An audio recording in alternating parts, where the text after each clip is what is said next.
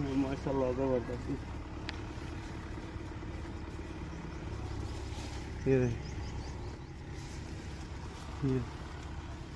अब इसमें देखें यही एक 2 3 4 5 6 7 8 इस एक पौधे पे 8 फ्रूट है माशाल्लाह।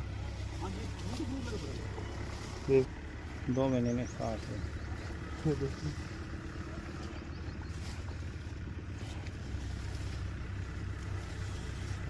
पौधे वायरस नहीं है माशाल्लाह। ये देखें तो अब इंसेक्ट नेट के अंदर है, जब इंसेक्ट नेट हटाएंगे ना ज़्यादा होगी प्रोडक्शन। माशाल्लाह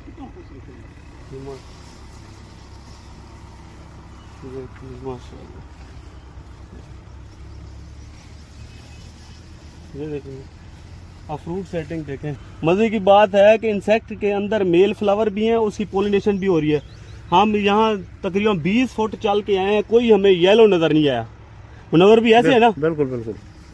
ये देखें येलो कोई नजर। ये देखें इधर देखें जबरदस्त। ये देखें यहाँ पे देखें कितने फ्रूट हैं, अंदाज़ा करें। ये देखें ये फाइटर है माशाल्लाह, हाजी सन्स की वैरायटी।